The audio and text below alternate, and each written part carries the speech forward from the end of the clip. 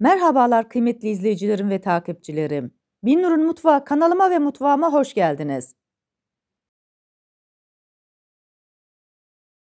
Bugün sizler için sadece 3 adet hazır yufkadan kıymalı kol böreği hazırladım.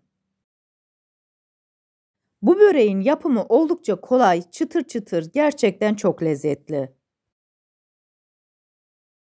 Tarifime başlamadan önce kimin nereden izlediğini bana yorumlardan yazarsanız değerli takipçilerimin nereden izlediğini öğrenmiş olurum. Sizleri daha fazla bekletmeden böreğin yapımına geçiyorum. Herkese iyi seyirler. Böreğimizin ilk olarak iç harcını hazırlayacağız. İç harcının tamamen soğumuş olması gerekiyor. Bunun için yarım çay bardağı sıvı yağını tavaya koyuyorum. Yağın içerisine küçük küçük doğramış olduğum 2 adet kuru soğanı ekliyorum. Kuru soğanın diriliği geçinceye kadar yüksek ateşte karıştırarak kavuruyorum. Bu arada tarifimi buraya kadar izleyip beğendiyseniz ve hala kanalıma abone değilseniz, abone olarak beğeni ve yorumlarınızla beni desteklerseniz çok sevinirim. Beğeni ve yorumlarınız benim için gerçekten çok kıymetli. Diriliği geçmiş olan kuru soğanların içerisine 400 gram kıymayı koyuyorum. Kıymayı tavaya koyduktan sonra karıştırarak kavuruyorum. Sizler de bu aşamada mutlaka kıymayı karıştırarak kavurun. Aksi halde kıymanızda topaklanma olur. İç harcımızın baharatlarını koyuyoruz. Bunun için 1 tatlı kaşığı tuz, 1 tatlı kaşığı pul biber,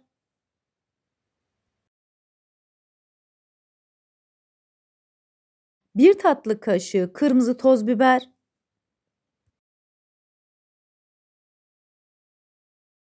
1 çay kaşığı karabiberi ekliyorum. Bütün baharatlar birbirine geçinceye kadar kavurmaya devam ediyorum. İç harcımızı oldukça güzel bir şekilde hazırladık. Soğuması için kenara alıyoruz. Yufkaları soslamak için 100 gram tereyağını eritiyorum. İsterseniz bu aşamada 100 gram margarin de kullanabilirsiniz.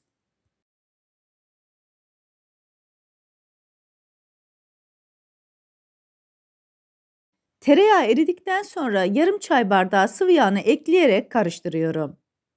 Hazırlamış olduğumuz sosu da kenara alıyoruz. Tarifimde sadece 3 adet yufka kullandım. Yufkanın bir tanesini alıyorum, tezgahın üzerine açıyorum.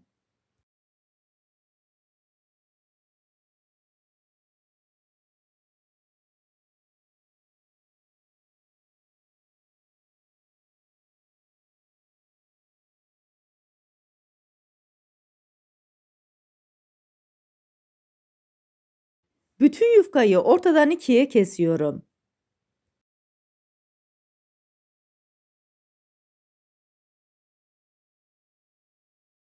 Kesmiş olduğum yufkanın bir parçasını alıyorum. Diğerin geniş olan kısmı ön tarafa gelecek şekilde açık bırakıyorum. Tereyağı ve sıvı yağ karışımımızdan birkaç kaşık üzerine koyuyorum.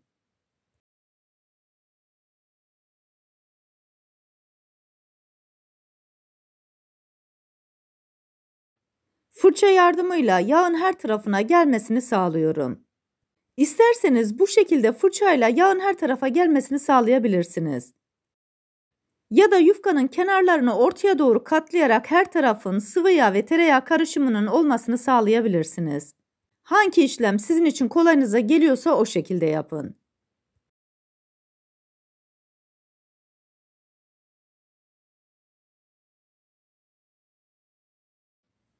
Geniş olan uç kısmına iç harcımızdan koyuyoruz. Ben iç harcını kıymalı ve soğanlı hazırladım. Sizler istediğiniz iç harcını kullanabilirsiniz. Hiç fark etmez, patatesli ya da peynirli hepsi gerçekten çok güzel ve lezzetli oluyor.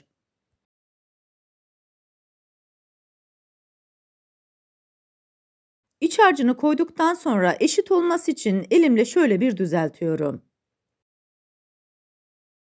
Kenar kısımlarından 4 parmak bırakmıştık. O kısımları içeriye doğru katlıyorum. Daha sonra rulo yaparak uç kısma doğru sarıyorum. Bu aşamada çok fazla sıkı ya da çok gevşek sarmayın. Bu börek çıtır çıtır çok lezzetli oluyor. Tarifimde kullanmış olduğum bütün malzemeleri videomun altındaki açıklama kısmında ölçüleriyle birlikte paylaşıyor olacağım. İsterseniz oradan da bakıp faydalanabilirsiniz.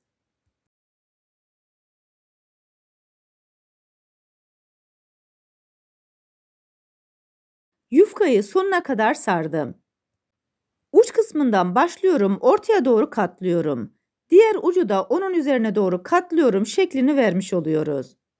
Yağlı kağıt sermiş olduğum fırın tepsisine yerleştiriyorum. İşte bu böreğin yapımı bu kadar kolay. Sizlere bir kez daha göstermek istiyorum. Yufkayı ikiye kestikten sonra parçanın birisini tezgaha koyuyorum. Her tarafın tereyağı ve sıvı yağ karışımı olmasını sağlıyorum.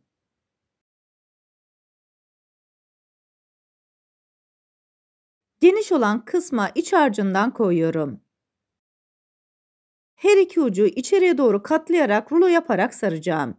Bu arada tarifimi buraya kadar izleyip beğendiyseniz sosyal medya hesaplarınızdan arkadaşlarınızla paylaşarak bana destek olursanız çok sevinirim. Ayrıca kanalımda birbirinden güzel diğer tariflerim var. Onlara da göz atmayı sakın unutmayın.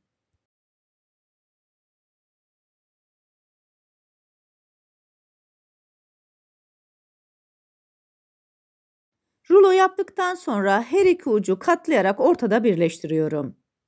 Bütün yufkalarımızın hepsine şeklini verdik. Kalan sosun hepsini fırça yardımıyla yufkaların üzerine sürüyorum. Bu arada fırınımızı da 180 derece alt üst ayara açtık. Böreklerimizi sıcak fırına koyacağız.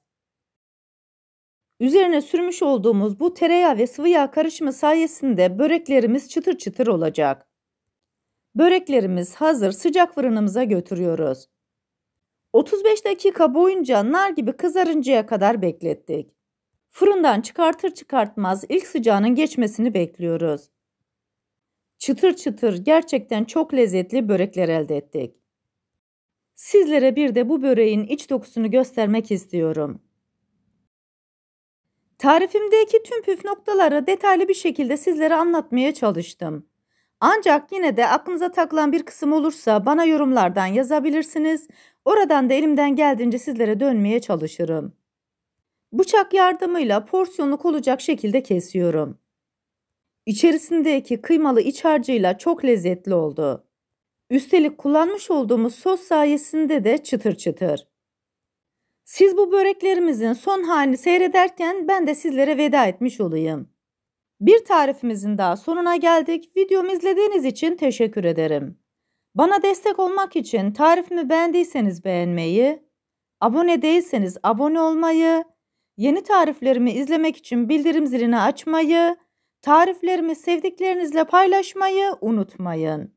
Her şeyin gönlünüzce olması dileğiyle. Hoşça kalın, afiyetle kalın, Allah'a emanet olun.